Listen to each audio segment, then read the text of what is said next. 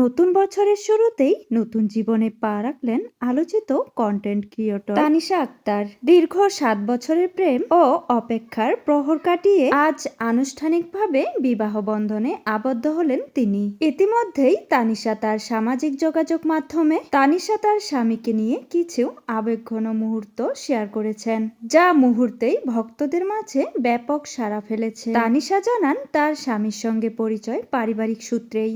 মা বাবার সিদ্ধান্তে 7 বছর আগে বিয়ে ঠিক হলেও সেই সময় বিয়ে নয়, একে অপরকে জানার ও বুঝার জন্যই তারা এই পথটা বেছে নিয়েছিলেন। তানিশার ইচ্ছে ছিল পড়াশোনা শেষ করে বিয়ের পিঁড়িতে বসা। সেই সম্পর্কে সম্পূর্ণ সমর্থক দিয়েছিলেন তার জীবনসঙ্গী। এই দীর্ঘ সময়ে তানিশার স্বামী ছিলেন দেশের বাহিরে। টানা 7 বছর বিদেশে থেকেছেন তিনি। আর এদিকে তানিশা শেষ করেছে তার পড়াশোনা। দূরত্ব থাকলেও ভালোবাসায় কোনো ঘাটতি ছিল না তাদের মাঝে, এমনটাই জানিয়েছেন তানিশা। তার কথায়, এই 7টা বছর আমাদের একে অপরকে বুঝতে এবং চিনতে খুব সাহায্য করেছে। আজ আমরা উপলব্ধি করেছি এখনই বিয়ের জন্য সঠিক সময়। অবশেষে সেই সিদ্ধান্তের অবসান ঘটল নতুন বছরের শুরুতে। তবে বিয়েতে তানিশার আরেকটি বিষয় সবার নজর কেড়েছে, তা হলো তার পরিহিত গর্জিয়াস শাড়িটি সে নিজেই ডিজাইন করেছেন, যা ভক্তদের কাছে আরো বেশি